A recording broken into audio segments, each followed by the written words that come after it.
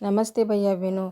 आज हम कक्षा छठी का पाठ पढ़ेंगे। सामाजिक विज्ञान का पाठ 2 पढ़ेंगे। उस पाठ का नाम है आखेट खाद्य संग्रह से भोजन उत्पादक तक। जहाँ तक हमने पहले पढ़ा था बसने की प्रक्रिया को, आपने पहले पढ़ा था कि पहले के लोग कैसे बसते थे।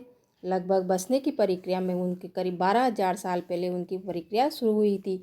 जो भोजन करते थे इसे बसने की प्रक्रिया की वजह से ही थे। कृषि के लिए अपनाए गए सभी प्राचीन फसलों से गेहूँ तथा जौ आते हैं। उसी तरह सबसे पहले पालतू बनाए गए जानवरों में कुत्ते के बाद भेड़ बकरी आते हैं। हम इसमें आज एक नवीन जीवन शैली के बारे में इसमें पढ़ेंगे। जैसा कि किसी पौधे के बीज को बोकर देखते हैं तो हम पाते हैं कि इसे विकसित होने के कुछ वक्त लगता है। इसमें कुछ दिन, महीने या फिर साल तक लग सकता है। इसलिए जब लोग पौधे उगाने लगे तो उनकी देखभाल के लिए उन्हें एक ही जगह पर लंबे समय तक रहना पड़ा। बीज बोने से लेकर फसलों के पकने तक पौधों की सिंचाई करने, खरपतवार हटाने, जानवरों और चिड़ियों से उनकी सुरक्षा करने जैसे बहुत से काम शामिल थे। कटाई के बाद अनाज का उपयोग बहुत संभाल कर करना पड़ता था। तो भैया बहनों, जैसा कि हमने पहले इस पाठ में बताया गया था कि पहले व्यक्ति कैसे रहते थे, एक जगह पर नहीं बसते थे, परंतु जब उनको एक जगह बसना शुरू कर दिया तो उन्होंने क्या करना, खेती करना शुरू कर दिया। अब खेती करना शुरू कर दिया तो उन्हें लंबे समय के लिए एक ही जगह पर रहना पड़ता था।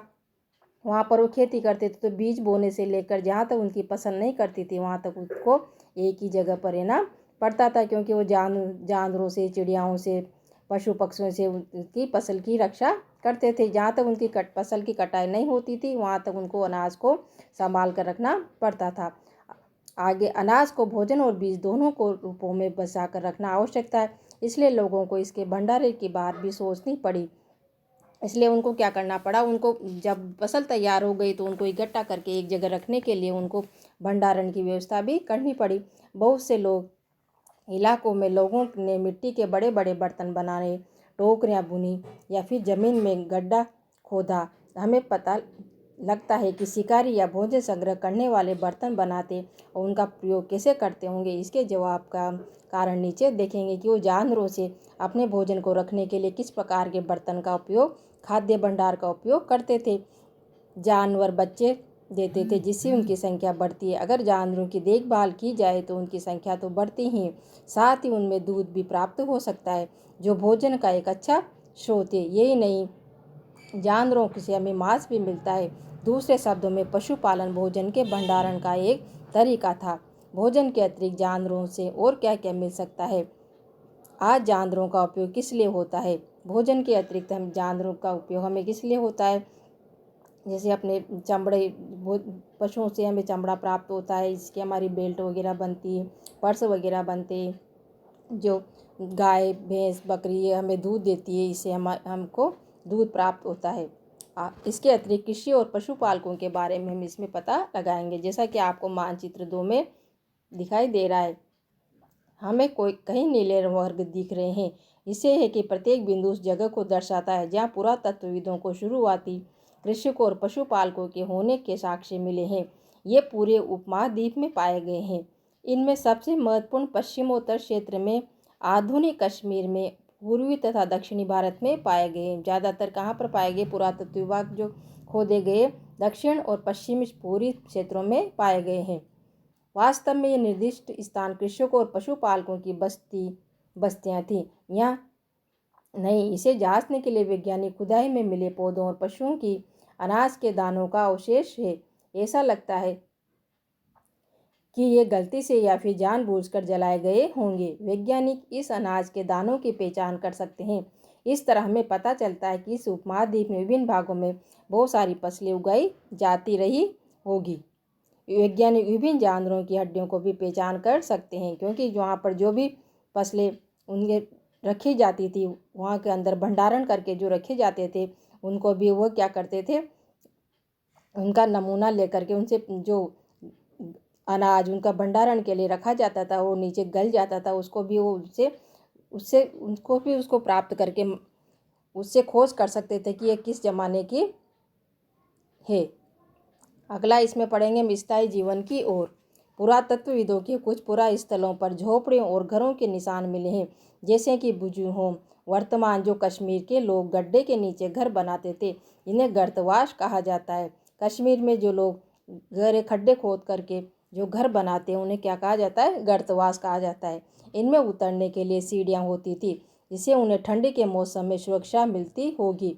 पुरातत्वविदों की झोपड़ियों के अंदर और बाहर दोनों ही स्थानों पर आग जलाने की जगह मिली है। ऐसा लगता है कि लोग मौसम के अनुसार घर के अंदर या बाहर खाना पकाते होंगे। मतलब जो चीज़ें खोद के निकाली गई है पुरातत्वविदों ने, उन्होंने पता लगाया, तो वो अपने अनुमान से लगाते हैं कि वो आग जला करके वो अपनी ठंड से अपनी सुरक्षा करते थे। एक जो आपके यहाँ नीचे गर्तवास का चित्र भी बना हुआ है। बहुत सारी जगहों के पत्थर और औजार भी मिले हैं। इनमें से कई ऐसे हैं जो पूरा पाषाण युगीन उपकरणों से भिन्न है, इसलिए ही इन्हें नवपाषाण युग भी नाम माना गया है। इनमें वे औजार भी हैं जिनकी धार को और अधिक पेना करने के लिए उन पर पॉलिश चढ़ाई जाती थी।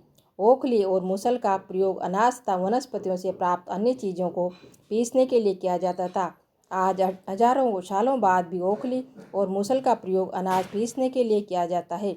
उसी तरह प्राचीन प्रस्तर युगीन औजारों का निर्माण और प्रयोग लगातार होता रहा। कुछ औजार हड्डियों से भी बनाए जाते थे। बहुत से जो औजार पहले मशीनें तो चलती नहीं थी भैया बहनों, तो किसका उपयोग किया जाता था? पत्थरों का ही उपयोग किया जाता। ओखली में अनाज डाल के मूसल से उसको पीसा जाता था।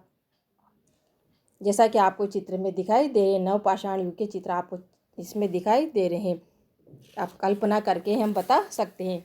नवपाषाण युग के पुरा स्थलों में कई प्रकार के मिट्टी के बर्तन मिले हैं।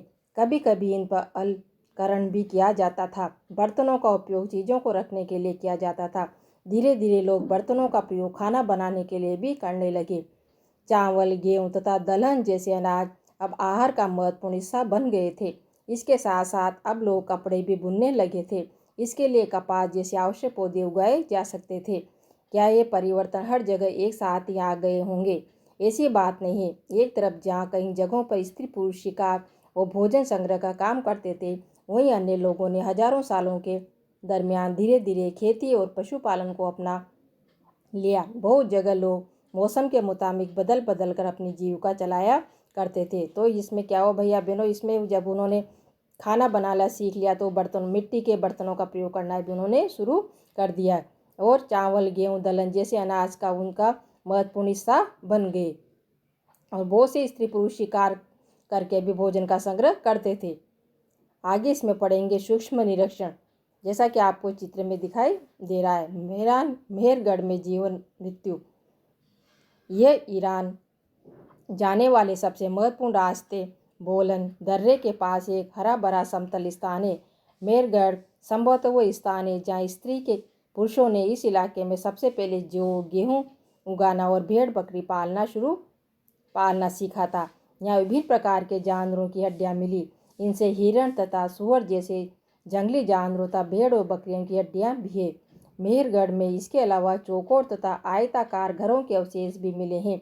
प्रत्येक घर में 4 या उससे ज़्यादा कमरे हैं, जिससे कुछ संभवत भंडारण के काम आते होंगे। मृत्यु के बाद सामान्यतः मृतक के सगे संबंधी इसके प्रति सम्मान जताते हैं। लोगों की आस्था है कि मृत्यु के बाद भी जीवन होता है, इसलिए कब्रों में मृतकों के साथ कुछ सामान भी रखे जाते थे।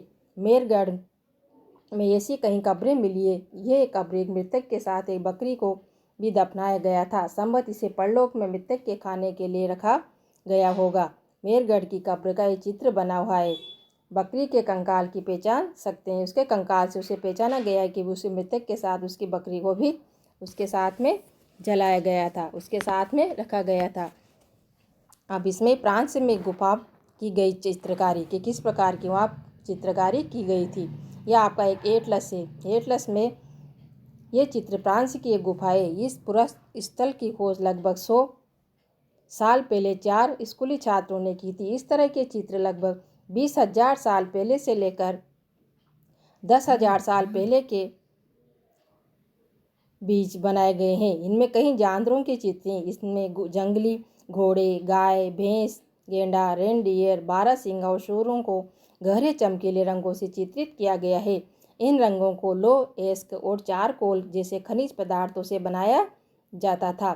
यह संभवतः इन चित्रों को उत्सवों के अवसर पर बनाया जाता था या फिर उन्हें शिकारियों द्वारा शिकार कर पर निकलने से पहले कुछ अनुष्ठानों के लिए बनाया गया होगा। यानी कल्पना करके इनमें बताया गया है कि इस तरह के पशु वहाँ पर पाले जाते थे और इस तरह की चित्र अंकित किए जाते थे। लोह अयस्क से और चारकोल से वहाँ पर बनाए जाते थे।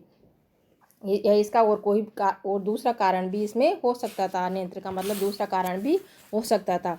उपयोगी शब्द जो कि आपके इसमें पहले आ चुके हैं। आखेट, खाद्य संग्रह, पूरा स्थल, पूरा पाषाण युग, मध्य पाषाण युग, पशुपालक, कृषक, नवपाषाण युग और कब्र तक क्या इसमें आपको बताया गया है।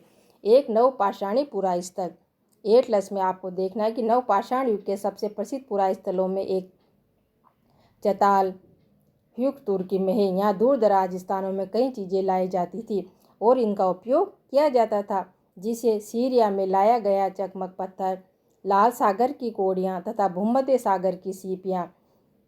ध्यान रहे कि उस समय तक पहिए वाले वाहन का विकास नहीं हुआ था। एक नवपाषाण पुरा स्थल का इसमें जो बताया गया है कि उस समय पहिए का आविष्कार नहीं हुआ था। लोग सामान खुद या जानवर के पीठ पर लाद कर ले जाया करते थे। कोड़ियों तथा सीपों को क्या उपयोग होता था, यह आपको इसमें बताना है कि कोड़ियाँ और सीपियाँ क्या आती थी। कल्पना करके 12,000 साल पहले पत्थर को एक गुफा में रहते होंगे। पृष्ठ 14 पर देखकर आपको मामा की गुफा की भीतरी दीवार पर चित्र बना रहे हैं, तो उसकी सहायता से करना चाहते हो तो रंग बनाओ।